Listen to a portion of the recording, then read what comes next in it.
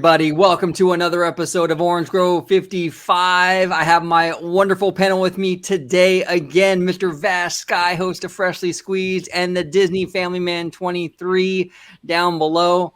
We have a lot to discuss today. We're going to talk about the trams at Disneyland, the trolley. We're going to talk about a little bit of Chapek and reservations and Genie Plus. We have a lot to dive into. So I want to go ahead and get started. I'm going to introduce my panel. Vash Sky, how you doing today, sir? Doing very well, sir. How about you? I'm doing fantastic. It's good to see you again.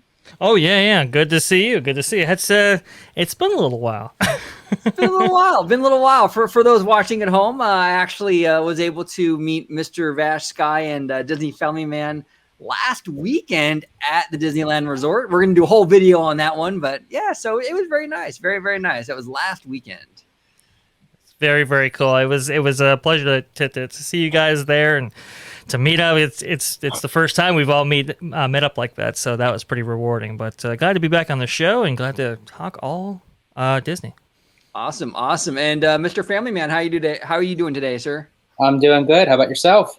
Doing fantastic. So we're gonna dive right in right now. First topic of the day is the Disneyland Trams. Now, we haven't talked about this on this show, not yet at least.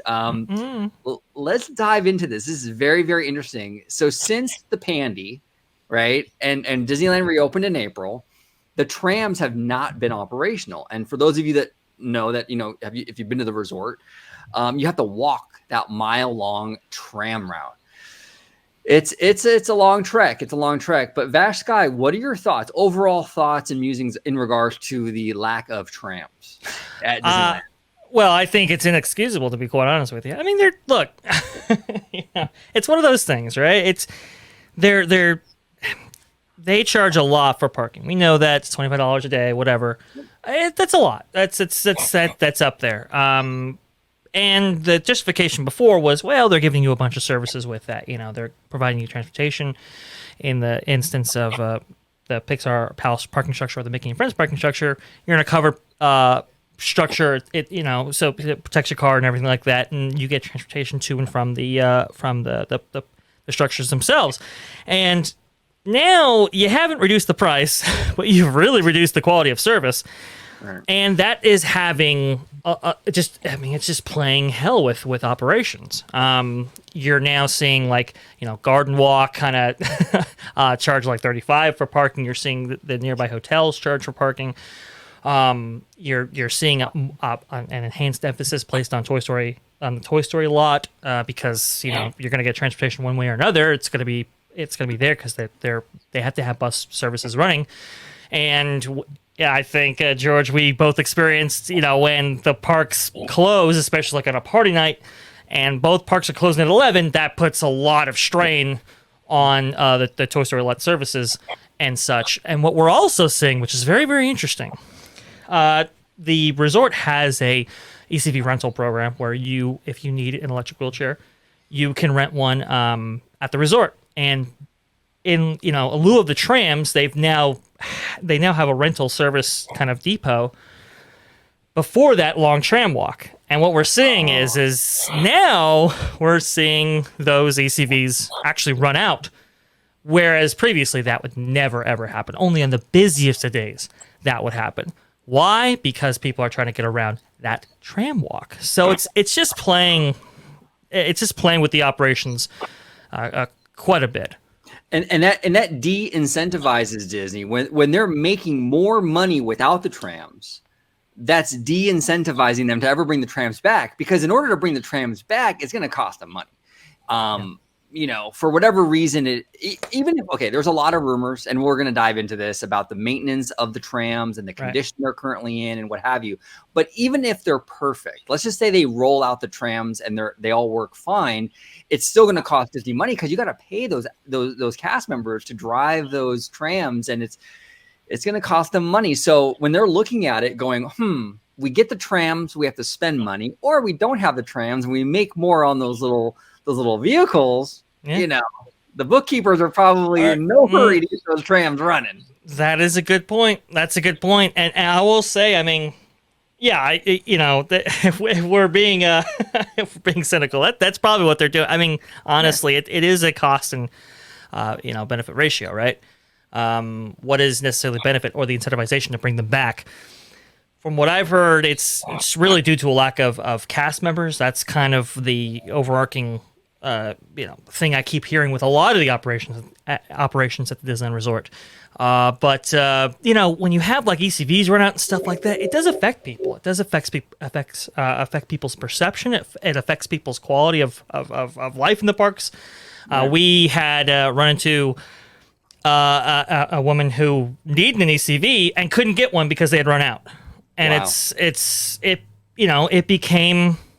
I mean, it was really, really sad to hear. It was really, really. It just shouldn't be happening. So I think they really do. They need those trams back. But like you said, what's the incentivization to actually do that? Not looking good.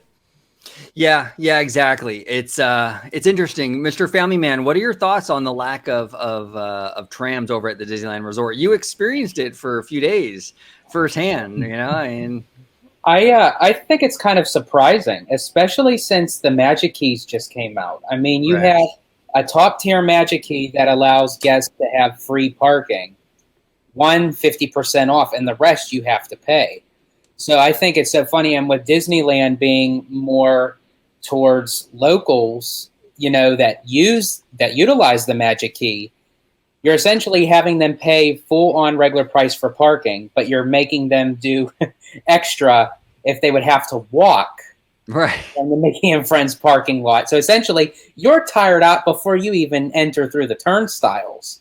And then the walk back is brutal. Yeah, and then of course, what I've experienced with Dre, with after park hours, with waiting in line for the buses, and then they would take you over, and then you'd have to. Either you wait in line for a bus or you're going to walk all the way back from the parks to the parking lot, and that could take well over 45 minutes to an hour. Find your car, get out of the parking lot, and it's crazy. Yeah. It's pretty wild. Now we're gonna kind of dive into Dre. You have something for us, if I'm not mistaken, right? We do. So, our what to say? Our associate on YouTube, Dave from Fresh Baked, cited this blog post on Mice Chat as to why maybe the trams were why they haven't come back yet, so to speak. And here's what it says. And you can we'll talk about it afterwards. Let's just put it that way. Looks like they found a solution to the tram fueling problem, but it is going to have other negative effects. They have just finished construction on another CNG fueling tank facility, and it is on Magic Way in the bottom of Pixar parking garage along the driveway that is sometimes used as a second entrance and exit for the garage. You can see the large tanks near the driveway to the Disneyland Hotel. Looks like the separate entrance to Pixar garage will go away, and those lanes will become tram storage and fueling. This will enable the trams to return to service without building another permanent facility for maintenance and fueling. But as anyone who has parked in the Pixar half of the parking truck garage knows, it is the absolute worst. It is the absolute worst when they block off the exit ramps from the Pixar half and make you merge into the giant loop around the Mickey half, exiting down the ramps on the Mickey side, the ramps that face east. When that happens, it takes sometimes up to an hour to get out and onto the I-5. The ramps on the Pixar side face west, and the ramps feed into the entry/exit lanes on Magic Way. If these lanes will now be used for tram fueling and storage, that likely means that the only way in and out of the Pixar half will be the Mickey half, as the west-facing ramps will have to always be blocked off. Plus, a reduction in parking spaces as the Incredibles level will be only tram storage for now. Looks like the trams are coming back, but the entry and exit experience at the garage is going to become a never-ending nightmare as two giant bottlenecks become semi-permanent. So that's interesting. That's very interesting. Yeah. Now, Dave from Fresh Baked is saying that he was able to locate these fueling tanks, and in his opinion that this is accurate, and this is probably the reason why. I know the maintenance and storage facility area was displaced during the creation of Star Wars Galaxy's Edge. From what I understood, they created a new space, in lieu of that. Maybe Pixar Pals parking structure interacted with that in some way that I don't know of. But it's just, I suppose this might be accurate, but that's just not consistent with what I've been hearing. But what do you guys have to say? Well, yeah, I don't know. I also saw his video, and he was citing how, the trams are in really bad condition. It's kind of forcing them, I guess, to they had to make a decision. They have to make a decision basically, or something to that effect of like either getting new trams or like refurbing these, or maybe even like shipping trams over from Florida or something to that effect. Now, did Disney ever really confirm? Did Disney confirm any of this, or is this just speculation? This is speculation. This is all speculation. It's all rumor. It's all speculation. And what's weird is that narrative that the trams were in disrepair that apparently has gone away. I don't know how. I don't know if this required refurbishment process took place or whatever. But it's now the fueling thing. It's not. This is the. I don't know. It just seems like this is not.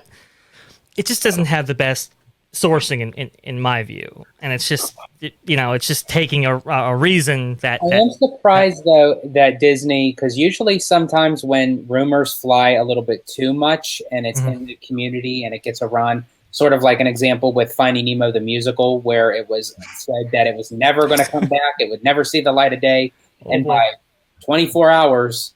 Disney responded back saying it's coming back. It's going to be a brand new, refreshed notion of the show, but it's definitely coming back. So I wonder when Disney will actually, make a statement about the trams. Well, and the thing too that I never really bought into, like that whole narrative of the trams are in disrepair, because from what I understand, even Florida's trams aren't running, right? Right. So yeah, they're not running, and they were only closed for 3 months. So. Yeah, I find it hard to believe that all the trams suddenly decided they're just not going to work. And like you said, exactly, Florida was only closed for 3 months. So I don't believe like the trams were sitting there for such a long time and everything just went to hell. I look, batteries die. I mean, I understand that you leave a car, or a car not running, it sits in your driveway for a few months, the battery might die. But I doubt that just leaving them there for 3 months at Walt Disney World would completely destroy the engine of these trams. It seems a little far-fetched. Yeah. I also find it hard to believe Disneyland wouldn't touch the trams for a year and a couple of months here in Anaheim.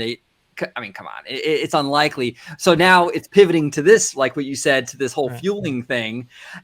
Look, sometimes the most simple explanation is usually the correct one. And in my opinion, they just want to save money, period. It costs money to run these trams. It cost, they got to pay the cast members, yada, yada, yada. And they're saving money and even making money, like you said, on those little electric scooters.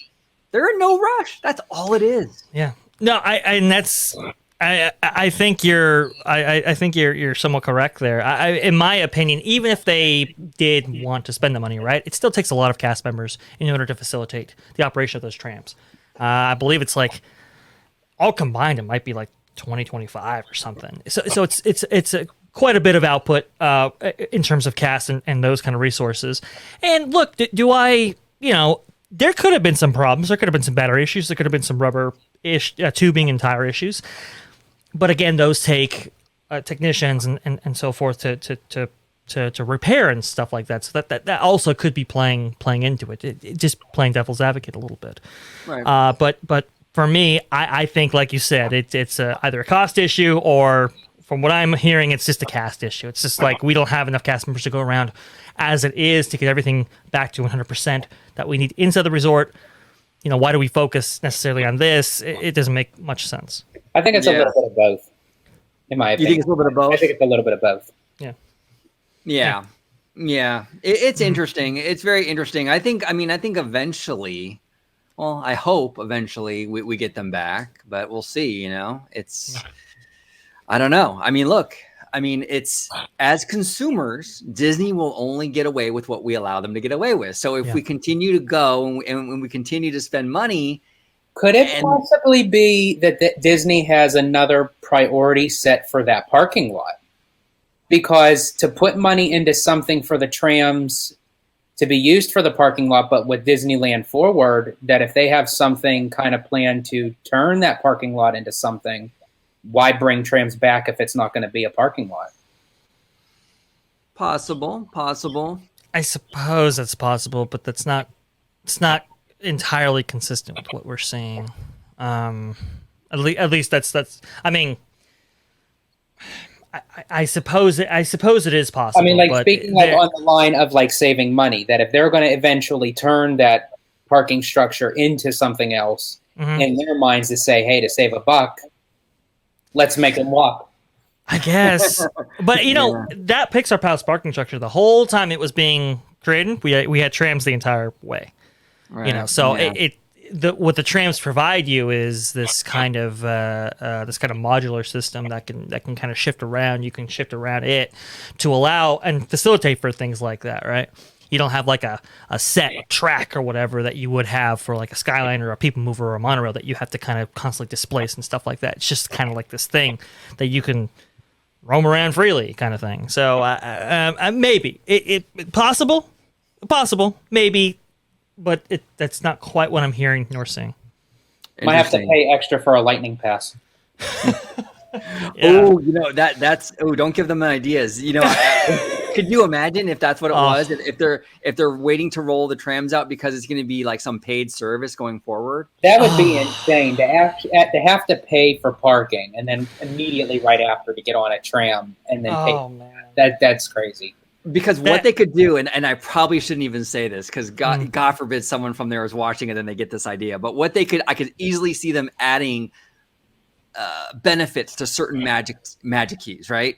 So you get for like $100 extra, you get tram access on this magic key, right? And I could see it. I'm not saying it's gonna happen, but it's definitely plausible. Look, well then for the lowest tier of the magic key, they should give you a free pair of sneakers if you're going to have to walk back and forth between them.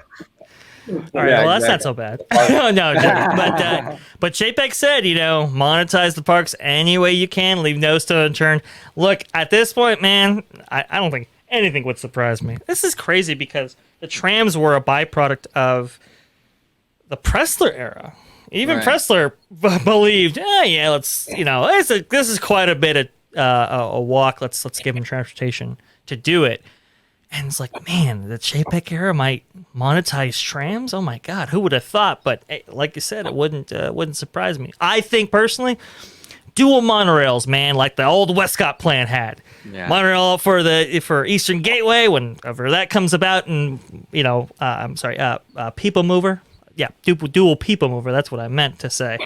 As part of the old Westcott plans, right, where they had like the Disneyland Plaza, and they had two People Movers going, between the Pixar Pals or what is it, whatever the Mickey and Friends equivalent was back then, Mickey and Friends parking structure, and then the Eastern Gateway equivalent, and they were all like going into the center. That it looked awesome. Do that. Do that. Yeah, absolutely. Do that. And that's another interesting topic. Actually, I mean, is it possible? And I hope this doesn't. I mean. Look, I got to be careful with how I say this. I don't want to come off as insensitive, but automating this stuff is cheaper. Yeah. A People Mover system that you would only need maybe one person at the station pushing the button is cheaper than having, say, 6 or 7 tram drivers. Yeah. So it's possible they build some sort of automated thing. Maybe it won't be a People Mover per se, but could you guys see some sort of automated thing? Yeah, absolutely. Because technically, that's what was the whole vision for Epcot in general. That was Walt's original vision, and I think more with Disneyland being kind of the center point of a local area where there's a lot of businesses and housing and what have you, it would make more sense to do something like that because Epcot was supposed to be a futuristic world of tomorrow where it's like the living quarters, the working quarters, everything transportation was all supposed to be there for the convenience of the people. So I think, honestly, it actually would pay tribute to Walt in a sense if they did it that way. Right. Yeah, I know that was the vision, was to have those kinds of modes of transportation in this prototype community. So it's very, very interesting. Now, staying on the topic of transportation, let's go down to ToonTown. With the, some of the people in the audience might not remember the Jolly Trolley. It's been gone that long.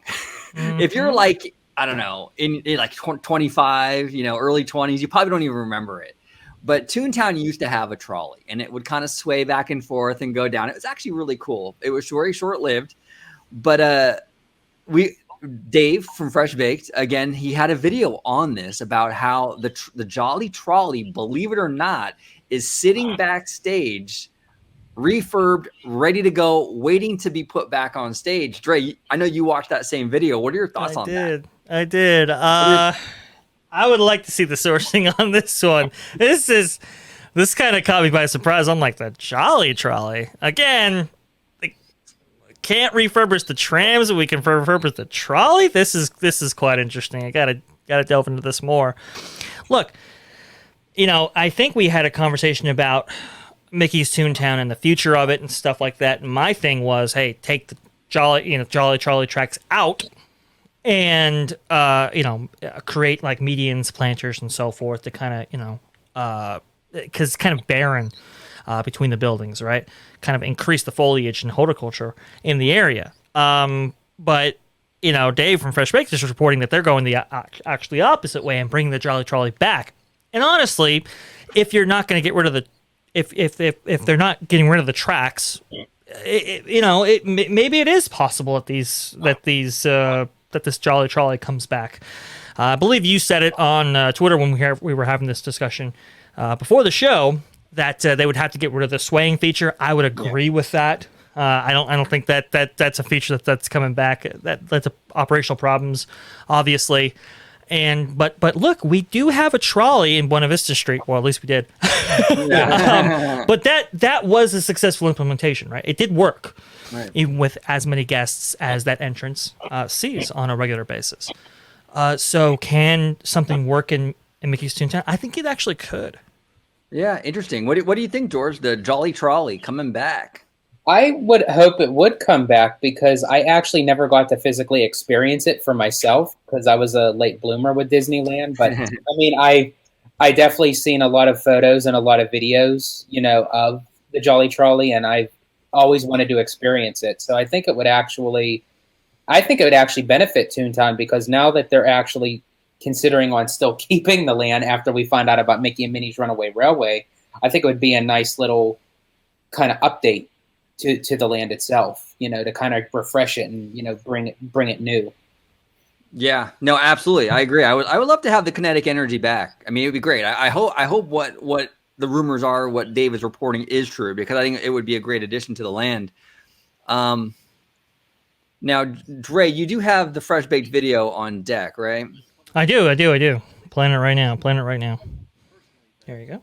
All right. Or does what I see in the park agree with the things that I'm hearing? And this is one of those situations. All right, with that said, let's talk about our final rumor today, and that is the Jolly Trolley. Now, it's interesting because I would imagine that there's probably at least a small segment of our guests, a small percentage, who may not even know what the Jolly Trolley is, or if they did know what it is or was, that they didn't know that it actually ran. It was an attraction that would run through the land, through Toontown. That's cool. That is until a tragic accident occurred and forced them to close it. Now, I'm not going to get into that story, but I will say that one thing I do know for sure is that the actual physical trolley is coming back. Right now, it's just a station with no train.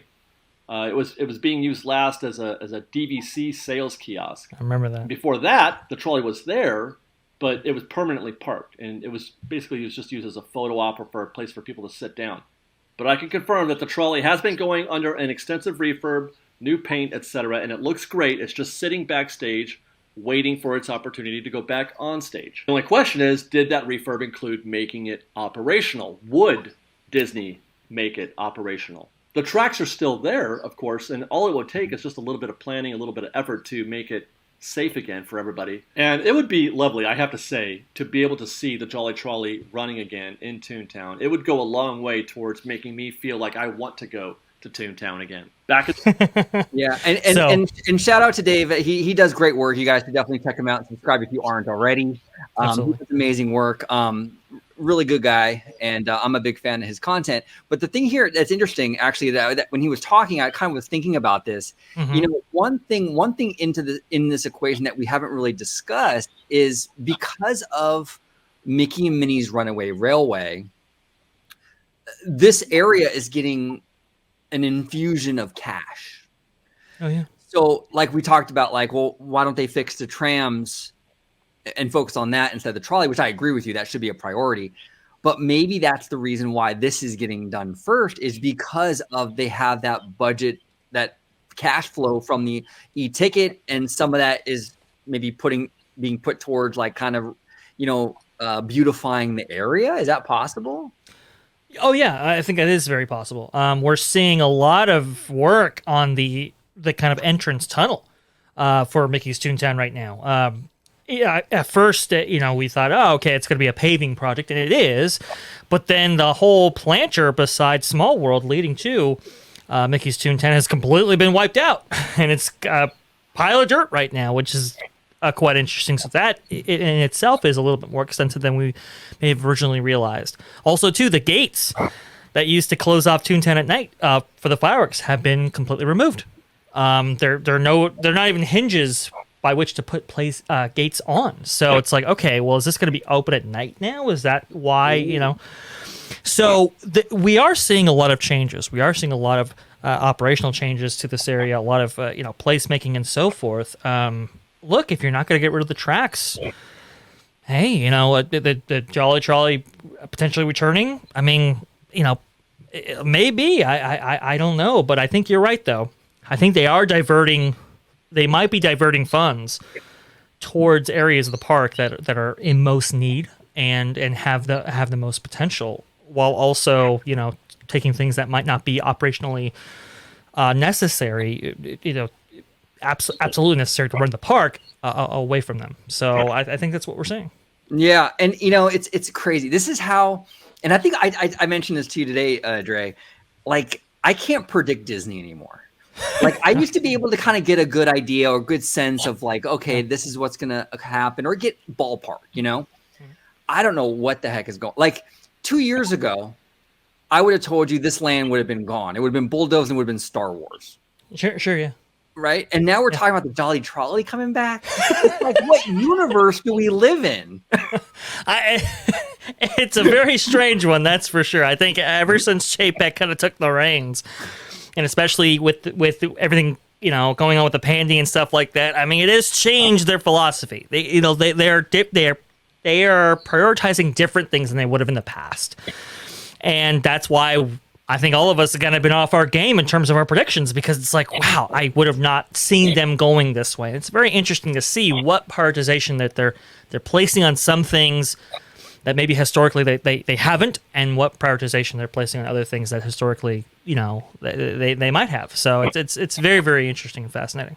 Yeah, George, any final thoughts on the Toontown trolleys or Toontown in general? Yeah, I think after the fact that they made the big announcement that Toontown was going to get Mickey and Minnie's Runaway Railway, because I was right with you, OG. I thought like they had the bulldozers ready, the cranes and everything. That thing was going to come done. So I mean, the fact that they're putting a brand new attraction, and it's very popular at Hollywood Studios, so I can imagine what it'll do for Disneyland Park. And they need some activity, some pulse in that back part of the park, because I mean, it'll definitely bring Toontown back to life again. And I think if they were to add the trolley back to it, whether it's fully operational or just have it there, I think they may kind of want to spruce up the land a little bit to kind of fit in with the new attraction. Yeah, absolutely. And I'm telling you, these Mickey Mouse shorts, which I'm not the biggest fan of, but they are popular. They are a cash cow for Disney. And I think that is part of the reason why they're sort of revisiting Toontown. These Mickey Mouse shorts are really, really popular. We can put this new Mickey in there, and and kind of the merch sales are going to be bonkers. That's all I can say. It's going to be bonkers. But also too, you have a new attraction. There's going to be an enhanced emphasis placed on it from guests visiting and stuff like that. And I think they are committed to putting their best foot forward with it, which is good to see. I mean, it's good to see that Toontown gets a little bit of love here, especially before the debut of a monumentous attraction for the Disneyland Resort. Yeah, absolutely, absolutely. We're going to pivot now to Genie Plus. I do want to say too, because I am thirsty, and I don't want my viewers thinking I'm drinking alcohol. This is spring water, so it's not a Heineken, guys. I'm not drinking on the job. But I do want to talk about Genie Plus. We have not actually had a big collabo video on this, believe it or not. So I really wanted to. And that actually would have fit in well, see, because if you really did have a Heineken, this would be the topic to have a drink with. Right? Yeah. Drink them if you got them, right? Because now we're getting into some serious stuff. Now we're getting into Genie Plus. So, Dre, Genie Plus, overall thoughts, and then we're going to just kind of dive into all this. What's going on? Man, I hate this. Oh man, this is what I was worried about when it came to monetizing attractions, right? Because if you can monetize attractions and keep things back based like on experience and DLC and stuff like that, what's to stop you from doing stuff like this where you're affecting the supply and demand ratio within the parks, given any attraction, and the demand placed on it. What if you could monetize that in that way? And that's the line they're going down here, and that's a very interesting one because we've not really seen this before. Previously it was all about, we talked about how the philosophy and the mindset of Disney has changed, right? We can't predict them and so forth. Previously there were lines that they didn't cross, and the idea was that they wouldn't be viewed as nakedly greedy. And they use that terminology, right? But now we're seeing, okay, well, that's the line. Okay, we're just gonna cross it. And it's definitely got fans and longtime visitors to the parks quite in an uproar, and maybe deservedly so. We've never really seen this level of monetization from the Parks and Resorts division. Yeah, I mean, and hey, look, let's look on the bright side. At least they're not going to start doing sports betting or anything like that. Oh, wait a minute. Wait. Yeah. That's it. George, it looks like it's going to be happening at Walt Disney World first. So what do you think about it? Well, I think for me, I probably, after reading more into it and getting in depth of the inner skeleton of this thing, it's something that I probably really wouldn't use because I'm fortunate enough that I am able to go to the parks, more often than a lot of this. I think was a platform created for those once in a lifetime families or people that can go but maybe can't go as often. And I think it's so they can utilize and get their money's worth and everything. So it's hey, because even Chapek said in the very beginning, he's more focused on the families coming into the parks that are buying the regular base ticket rather than annual pass holders. Me being an annual pass holder, I'm able to go more often. So it's whether or not I use Genie Plus or for the Lightning Lane, I may use it for a couple attractions, but it's something that, I personally wouldn't use for every single attraction. But I mean, I think it's more so that the Disney community itself is more of an uproar because they're so used to having something that's free, where someone just going blindsided into this for their first time at Disney, they're like, oh, okay, well, we'll have an extra feature. If we pay a little more, we get to jump the front of the line. They don't know about what Fast Pass used to be and, how we were able to, have it free literally at our fingertips. And I think that's, for us Disney fans, that's where it's where we could just play taps, the sound of taps playing when we think of Fast Pass. And it is actually a dying type of way of how we experience Disney in the parks. And I think it's very kind of ironic that I don't know if it goes with both coasts that, Dre and I was told by a very reliable source and a very strong source at that their cast members aren't even prepped or prepared for Disney Plus at the Disneyland Resort. Well, we got that confirmed. Yeah, it was confirmed by a guest relations cast member who said we haven't even been trained on it. It's like, whoa, that's, I mean, that, ooh, like those are the people that are going to be dealing with a lot of these tech issues and so forth. I mean, City Hall and guest relations are going to be, there's going to be an enhanced emphasis placed on them, and they haven't even been trained. That's quite surprising. Yeah, that is surprising. I think it was like about 2 weeks ago, actually. I was exiting Disneyland, and there was a couple guests actually talking to like one of the cast members at the exit turnstile, and she was asking the cast member. I guess she was trying to meet like a friend or family at 1901, right? And the cast member had no idea where that was. Didn't know what park it was. Couldn't tell you, like totally lost. And I chimed in and I said, "Oh, it's at DCA. It's at the Carthay Circle. It's on when you walk up. It's on the right hand side." Yeah, I knew exactly where it was. Now I'm a huge fanboy, whatever, but a cast member should definitely know that. And I'm not blaming the cast member. That's a training issue. That's a huge training issue.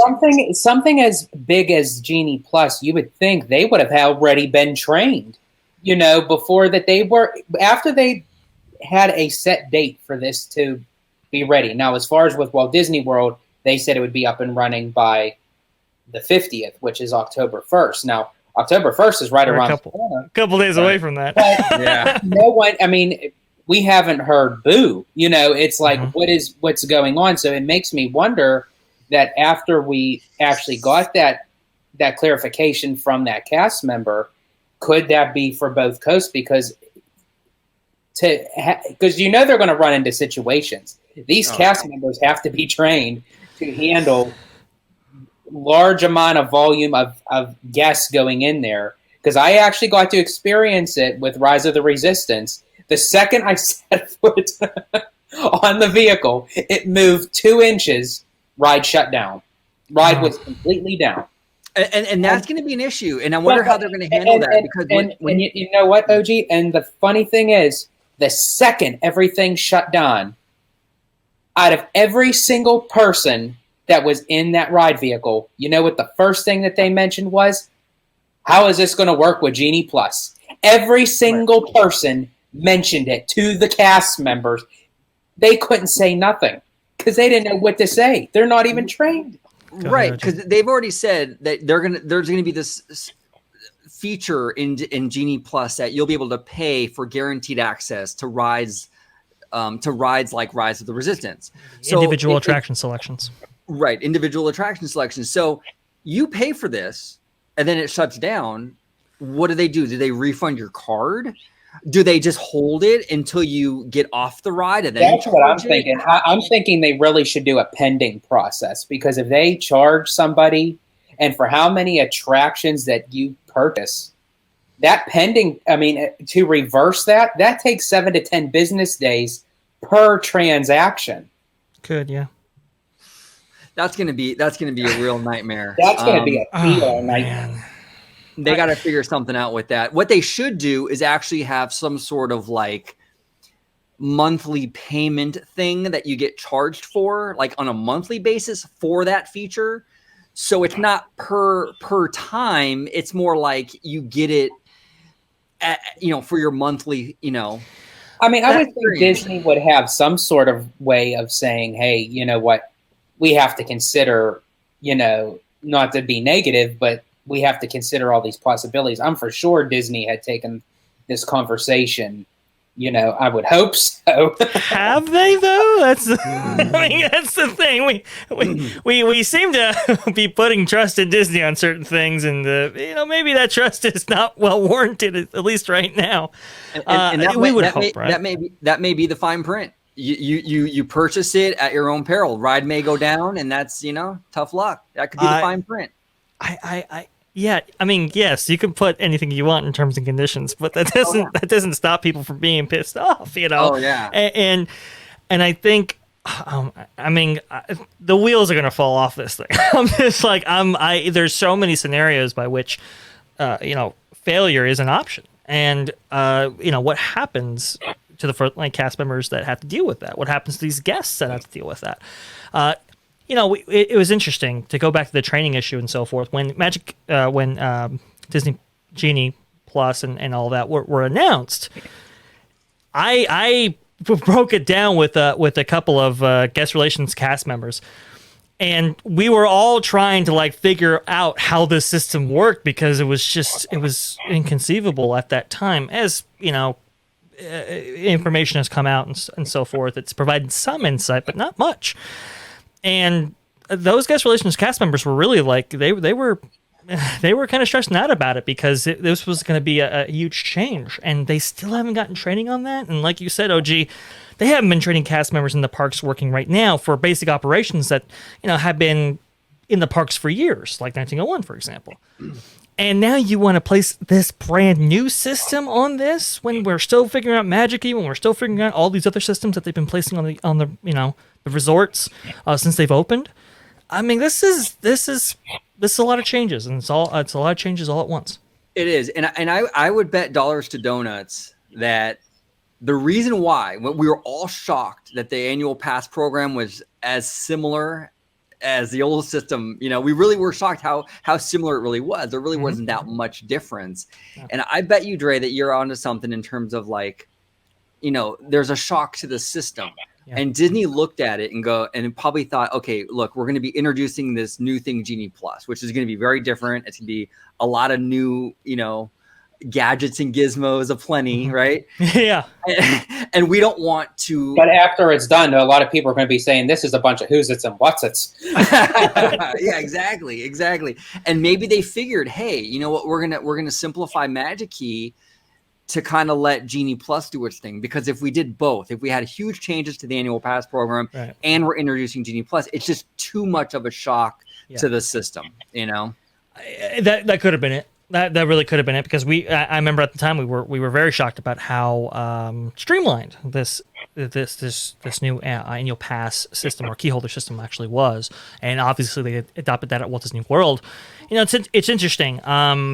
We've seen now Rise open at Disney's Hollywood Studios without a boarding group, right? And we've seen the patterns that have taken place.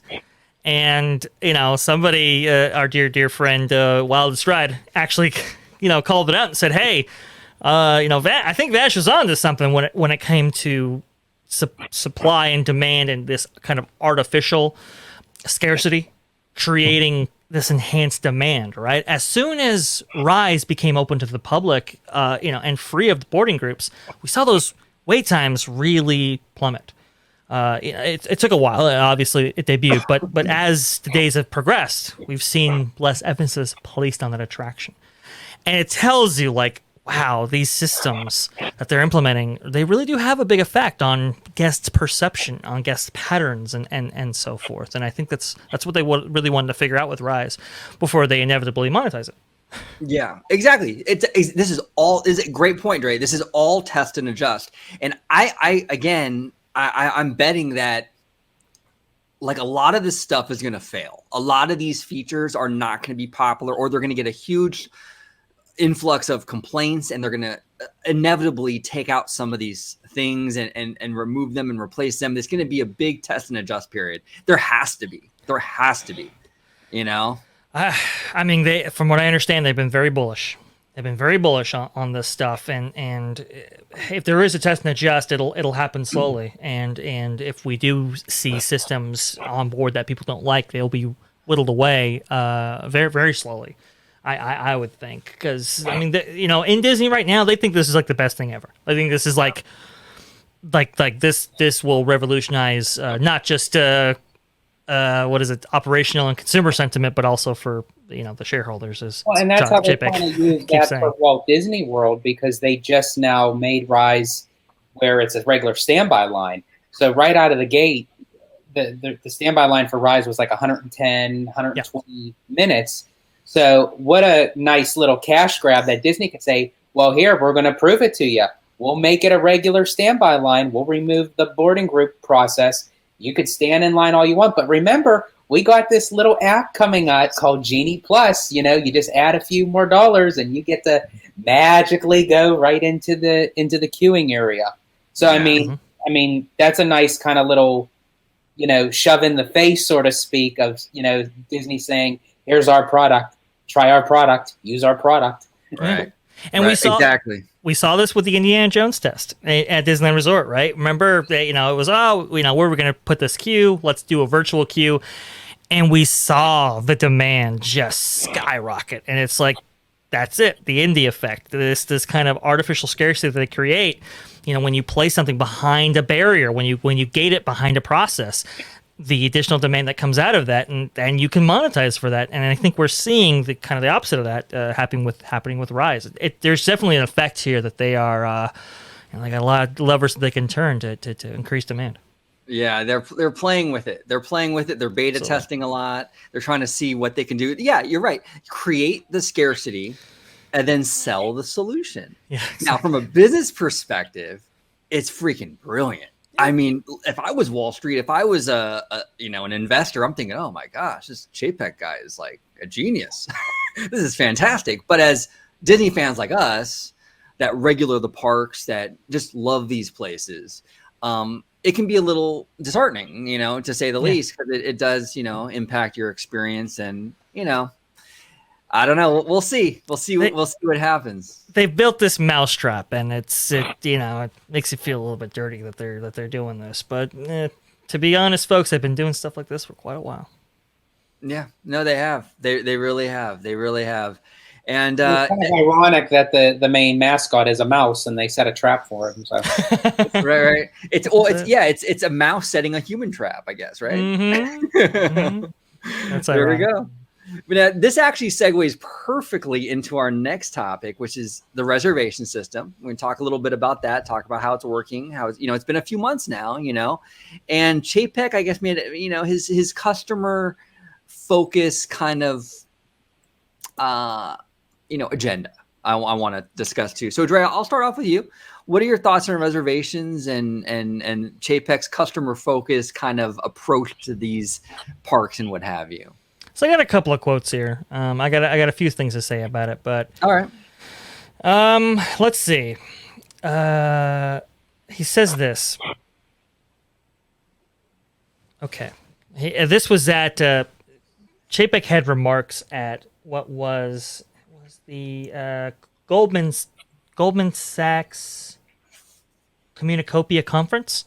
Okay, and he was asked some questions about the positioning that he's placing the company in and so forth. So he says, I think we've taken a major step forward over the last 18 months. Has really been on the level of investment that we're putting into our business, particularly our direct-to-consumer business.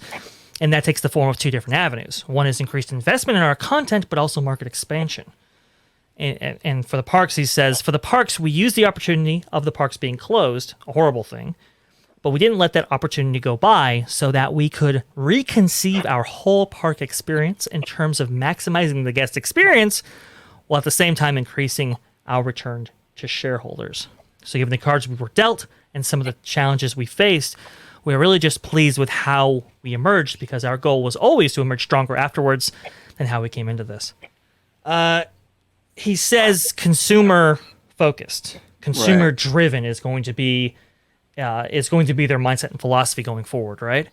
What does that mean exactly? I mean, in the context of the parks, they've been doing a lot of things that haven't been very consistent with that philosophy, in my view, anyway. And yes, I understand the reservation system and how it spreads out demand, right? So you don't have the kind of peaks and valleys, feast and famine that you would have on an annual basis. But when it comes to like Magic Keys and so forth, we're seeing some really, really interesting. We're seeing some really, really interesting patterns actually take place. We're seeing this kind of feast and famine, but on a daily level. And it's quite interesting, and we'll get into those thoughts later. But OG, what do you have to say about this? Well, yeah, I mean, it's interesting because the customer focus thing. It's funny. It's kind of like Star Wars from a certain point of view, kind of thing, right?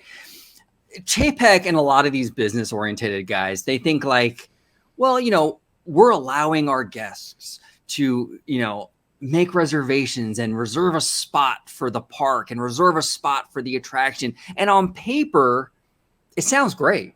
It sounds customer focused. It's just not what in the implementation though. It's kind of the opposite effect. It becomes it's more of a hassle, right? So it's one of those things where like, yeah, on a spreadsheet, it sounds fantastic. It does feel very customer focused. And I'm sure Chapek and a lot of these guys really do believe it. They really do believe this is, a very customer driven approach. We're allowing the customer to kind of take control. But maybe I'm old school. I just want to show up when I want to show up, and I want to wait in line. Yeah, I know, right? Wait in line. I don't want to deal with the app and the mobile this and the mobile that. I just want to go and just wait in line for stuff and just, I don't know. That's how I grew up enjoying the parks, and that's how my mindset with this stuff. A lot of the technology, while on one hand does create convenience, but on another hand kind of creates more hassle and more hurdles, if that makes sense.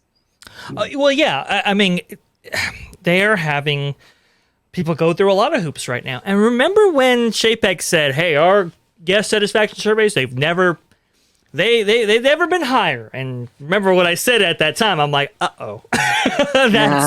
that's not what you necessarily want to hear based on where the parks were at that time.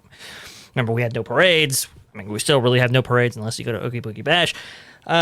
We didn't have entertainment at that time. Now we have some fireworks in some parks, but the majority don't. There were just a lot of missing amenities that used to be in main station features at these parks that are missing, and it's like higher than ever. What does that mean? So I think you're right. I think they have convinced themselves what we're doing is great. It's fantastic. It's awesome. This is going to be great. But it's like, okay, well, you've stripped a lot of the features and everything for staying on hotel property. We're seeing we're seeing some attrition at the deluxe levels because of that for hotels, at least at Walt Disney World. We're seeing people have kind of different reactions when it comes to entertainment decisions and so forth. And those Christmas parties and Halloween parties are selling out, sure, but they've they've never been more expensive and never had less attached to them. And I just feel like, man, how sustainable are these practices? How sustainable is all this kind of stuff? And when it comes to reservations, look, yes, you do spread demand out, over the course of a year and so forth. But man, on like a granular level, on a daily level, what we're seeing is we're seeing these, key holders, at least at Disneyland Resort, just nab up all of these available dates just to have them, Right. Very similar actually to the Indy effect.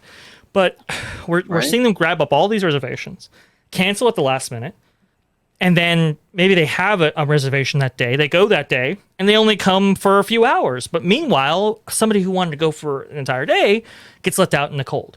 Now, I can't attribute that sourcing to myself. Actually, it's one of our dear friends of the channel. I don't know if he wants to be named in this specific context, but he informed me about these different things, and he's exactly right. We're seeing this feast and famine not on an annual basis, but we're seeing it on this daily basis. And how do you get around that? I mean, there were a lot of changes all at once, and now we're seeing the effects of those, the ripple effects of those, from not being sorted out to begin with before adding on, more systems to that. So, what do you have to say, OG? Yeah, no, it's wild. It's wild. Look, the implementation has really kind of shown itself, shown what these programs are. Again, on paper, it sounds great. It's like, it reminds me of, Dre? It reminds me kind of like applying for jobs. Yeah. I'm old enough to remember when I would apply for a job years and years ago. Mm-hmm. It was like standard. You would go, like, let's say you're a teenager, you want to apply at the mall, right? Mm-hmm. You want a summer job. Sure. You'd go into the store, you'd pick up a paper application, you'd fill it out, you'd go back to the store and hand it to the manager or whatever, right? Now everything is online. Now you go into those stores, they tell you, "Oh, go to our website and fill it out on the website." And in doing that, right, it's kind of like the Chapek effect because it sounds better. Oh yeah, I can do it online. I can do it from my home. I can fill out 20 of these at 20 different stores at home, at the convenience of my home.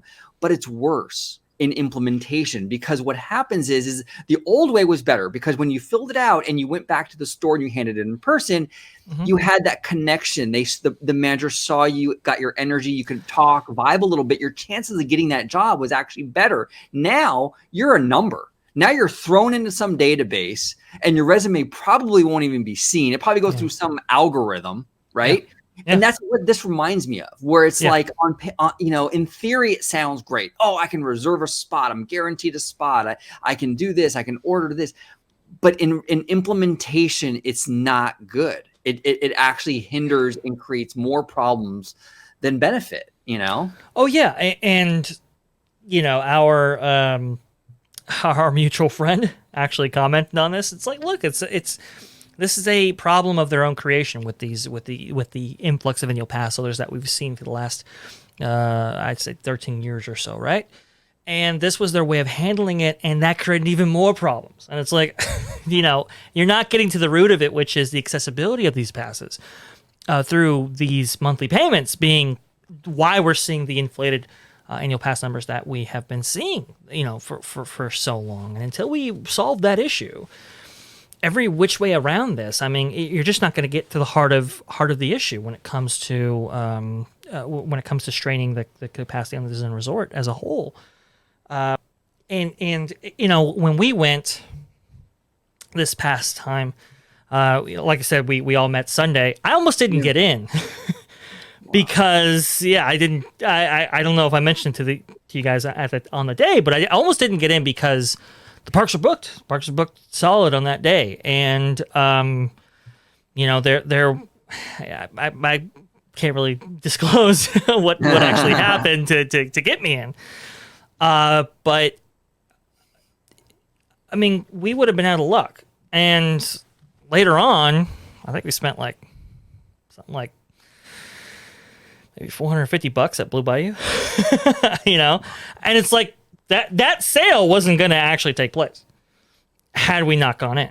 So it's like you're leaving money on the table, right? In my view, and this has happened. I mean, I understand it's an anecdotal experience, but how many stories like that actually play out from people who might be willing to spend money or might be willing to do things in the parks and use the parks in a different way than maybe a guest who is just kind of taking a reservation just to have it, canceling at the last minute, or coming down there, checking in, checking out, just so they don't get penalized. How many of these stories are actually playing out when they're leaving money on the table through their processing, through their systems that they've established for themselves? I think it's that story really isn't being told. Right. Yeah. No. It's you make a great point, and you have here in Anaheim, you have so many people that have the magic key that are local, right? And that go all the time. It's not just magic key. It happened before with the old annual pass program. And these fans, they're loyal. I'm one of them. You're one of them. We're fans. We're huge fans. But because we're so comfortable and knowledgeable about the system, it allows us to sort of, make the best of the system, where a person from, say, out of state or out of country doesn't have that same benefit of knowing how to do this and get those reservations and get those boarding passes. And it's terrible because, look, I've been to the parks a million times. I love going to Disney, but you know what? It's like that person from out of country or out of state going for that first time is so special. I took my girlfriend's mom and dad a few years ago to the park. It was their first time. They're from Vietnam. They've never been to Disney. And to see their faces with this amazing place for that first time is priceless, And it does hurt me to know that like a lot of people who go on a weekly, daily basis are taking those experiences away. Like what I had with my girlfriend's parents, they're taking that away from people because they're reserving dates and then canceling the last minute and things like that. And it's horrible. It's absolutely horrible. You know, I hope Disney addresses it. I really do. I hope so. I just worry about the level of complexity that they've kind of baked into the cake when it comes to the park's experience and how that might be affecting people's perception going forward when it comes to the parks. You know, how many people just say, you know what, it's too complicated. I'm just not going to do it. I'm just going to go down the street to Universal or something like that, you know? Right. It's just, they might be getting a little bit too smart for their own good. You know, they might be overcomplicating things unnecessarily when you just got to go back to basics. But they believe that these systems, when it comes to Genie Plus or when it comes to Magic Key and the reservation system and so forth, they believe that this is this is like the best thing since sliced bread. And it's like, guys, this is not extremely popular, and this has a lot of people second guessing their love of Disney and wanting to go as regularly as they previously have and so forth. And I just don't think it indentures fans in the same way that they have previously.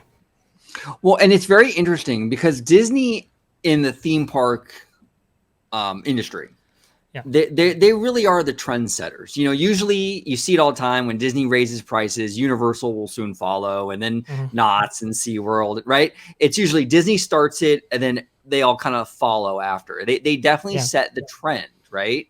Mm-hmm. The interesting thing, though, with reservations is that you're not seeing that occur. You're not seeing, as best to my knowledge, I'm not a regular for a lot of other parks, but I don't think Universal has a reservation system. They got rid of it almost as soon as they implemented it, because they got the pushback. Right, they got rid of it. I don't believe Knott's has one. They did, and they got rid of theirs too. And they got rid of it. So it makes me wonder, these other companies are sort of realizing that these reservation systems aren't worth it. What is Disney looking at that makes them so like all in? All chips are in with it. While other companies are like, nah, we can do without it. It blows my mind. I don't understand what they're looking at that these other companies are looking at and coming up with the complete opposite kind of reaction. It's weird. It is, but they're now, I think what it is for Disney is that they're now building systems on top of the reservation system and predicated on the reservation system and becoming reliant on it. I think that's the difference. I think Disney Genie Plus and Genie Lightning Lane, it's all going to be built around and Chapek has said this multiple times in interviews. It's all going to be built around the reservation system and how much staffing that they're going to have, and if you reserve that day, how the operations change, fluidly. Look, I mean, we're already seeing this with what is it? With boarding groups, right? You have to have a reservation for that day to even be in for a chance at a boarding group for either Web Slingers or Rise of the Resistance, right? You have to have a reservation at one park to either or, and then once you're actually maybe in, you can try again at noon or whatever. That's all predicated on the reservation system itself, right? And they're now building systems around it. And I think that's like that's the difference. I think Disney themselves are kind of seeing this as there's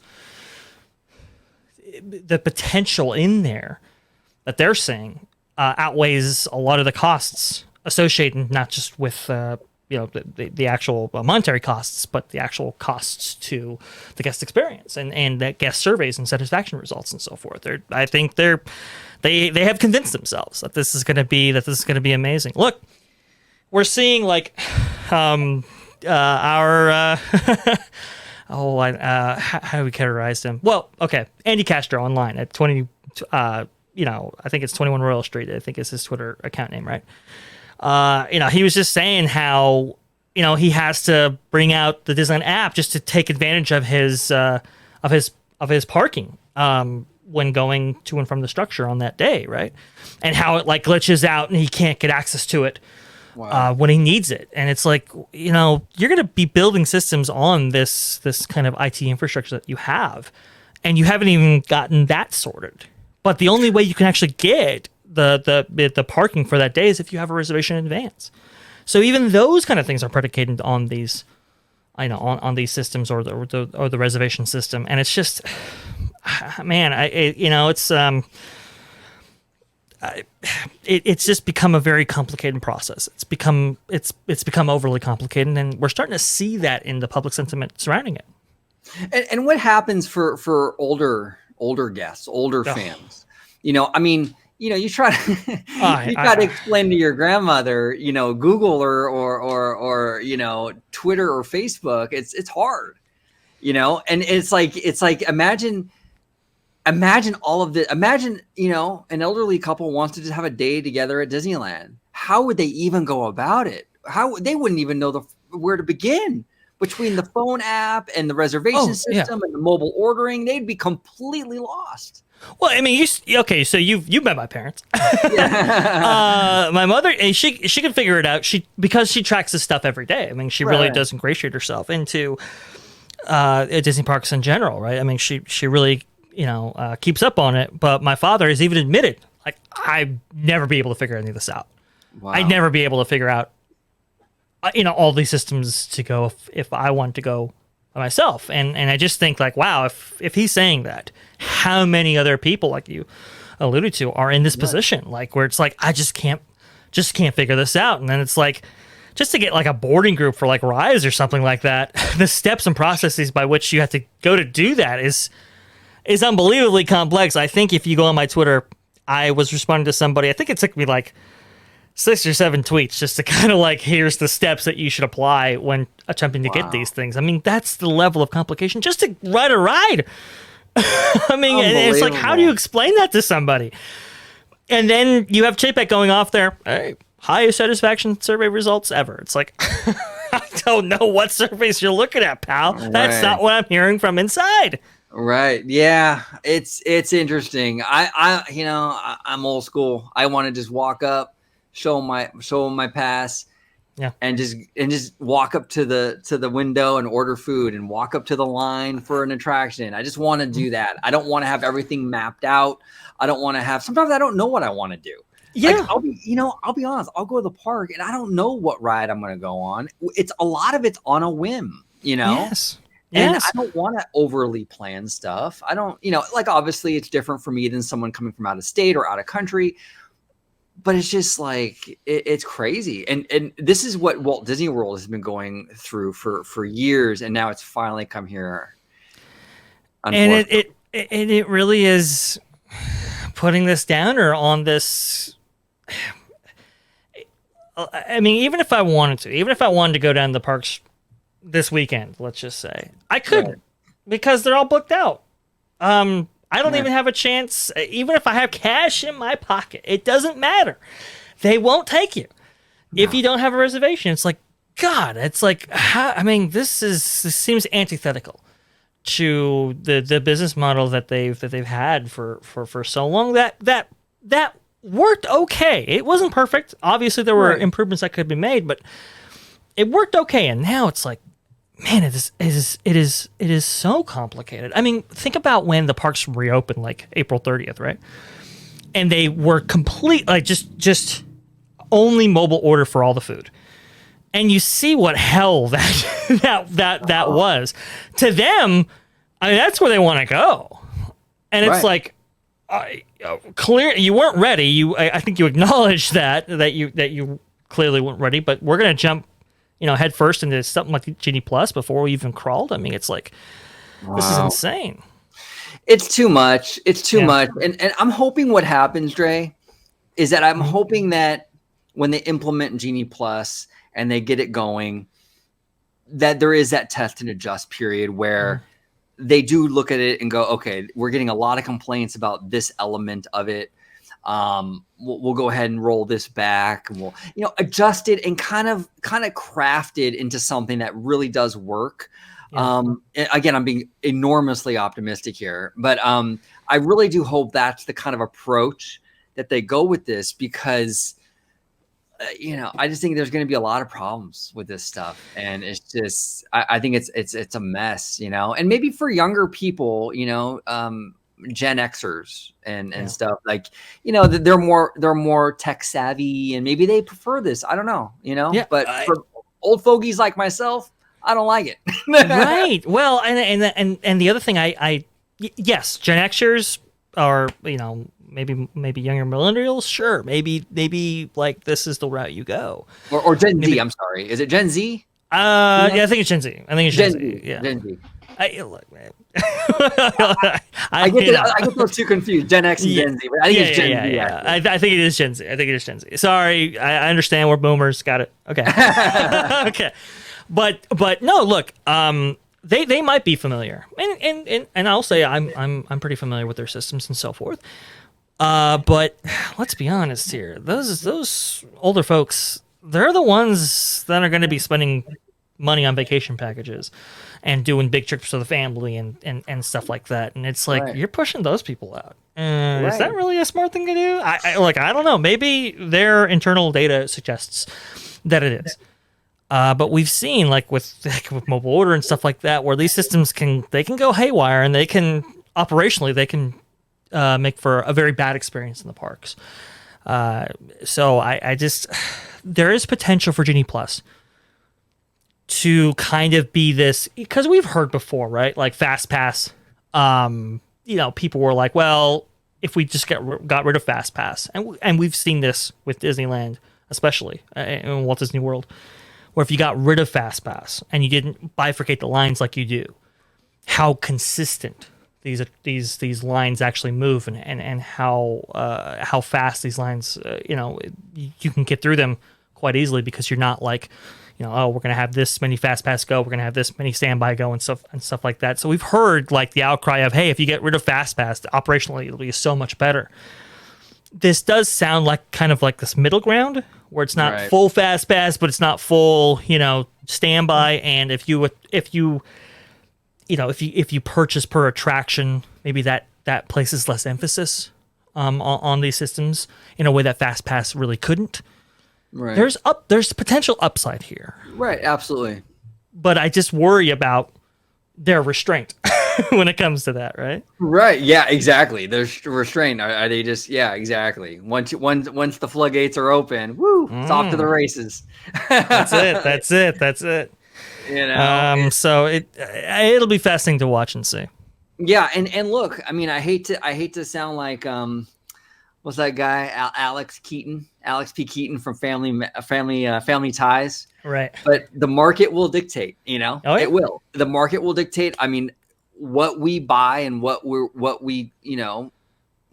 buy, we vote with our wallet. And if people don't like something and it doesn't do well, then Disney will probably adjust it. And and I hope people do. I hope people do vote with their wallet. Don't complain about it on Twitter and then buy anyway. Disney doesn't care about your angry purchase.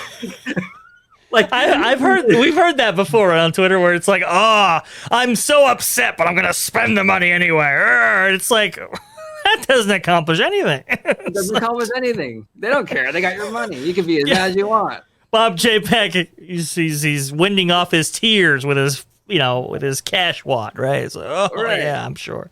Exactly. Exactly. So as fans, we really have to let Disney know by voting with our wallets. That's the only way they're going to know what we like or don't like. Yeah. And if we complain online and then still buy everything, well, they're not learning anything. They're not going to change. I mean, if they're still making money, they're not going to change. Why would they? That's the thing. I mean, if you as a consumer accept it, you've now made what they're doing acceptable. Keep saying it over and over again, but guys, that's how it works. If you really have a problem, yes, go to City Hall, complain, to the right people who may be responsive to those complaints. Of course. At the same time, though, the only way that they change is if they get hurt in the pocketbook. So vote with your wallet. Yeah, 100% vote with your wallet. 100%. That's the best way to implement positive change at the parks. And I want to thank you, Dre, again for coming on. I do appreciate it, sir. Of course, absolutely. Glad to be here. This was some fascinating discussion. And just to let you know, folks, we do have a range of videos that we're working on, especially one where Orange Grove 55, Disney Family Man 23, and we got together in the park. It was amazing. It was great, and we have so many experiences to share with that. But yeah, comment below in the comments what you feel about these topics right here, and maybe we can incorporate some responses to those in future videos. Yeah, absolutely. And comment below with your opinions. If you have an idea for a future video, comment that below, definitely. And I also do want to mention before we close out that George Disney Family Man 23 had to take off a little early, but if you guys want to follow him on Twitter, I believe it's at Disney George, if I'm not mistaken. And if you want to subscribe to him on YouTube, it's Disney Family Man 23. And definitely do that. Give him a subscribe. He makes great content focusing mostly on Walt Disney World and the cruise lines, something, that I don't really touch upon too much here. So definitely check him out, give him a subscribe. And Dre, where can everybody at home find you on social media, sir? You can find me at, in video form. I'm on your channel at Orange Grove 55. Freshly squeezed. Your source for juice, news, and info. Squeezed fresh right from the grove. We should have some more videos being put out on a range of topics. It's going to be, I think you guys will get a real kick out of those. But to interact with me, I'm on Twitter at BashSky. You can read that right down below. And that's where you can find me. Awesome. So once again, like, subscribe, comment down below with anything you have to say about what we talked about. And even if it's not what we talked about, if you have an idea for a future video, comment that below. We'd love to hear from you. Thank you all so much for watching. And as always, have a wonderful, wonderful day.